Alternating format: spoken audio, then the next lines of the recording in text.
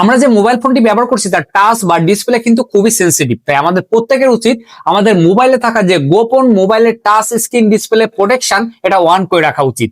কিভাবে সেটি করবেন চলুন দেখে দিচ্ছি। তার আগে বলে রাখি, এই প্রয়োজনীয় ভিডিওটি হারিয়ে যাওয়ার আগে অবশ্যই আপনি শেয়ার করে রাখবেন, এবং যারা এখন আমার ফেসবুকের এই পেজটাকে ফলো দিয়ে রাখেনি তারা এখনই ফলো এবং সাবস্ক্রাইব করে আমাদের পাশে থাকুন। তো চলুন শুরু করা যাক।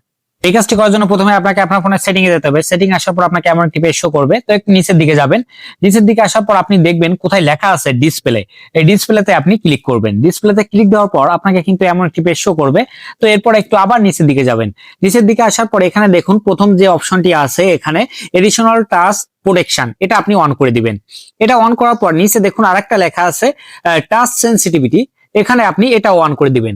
এই দুটা অন করার মাধ্যমে কিন্তু আপনার ফোনের টাচ এবং ডিসপ্লেকে কিন্তু আপনি প্রোটেকশন এবং আপনি সেনসিটিভ রাখতে পারবেন, মানে ভালো রাখতে পারবেন।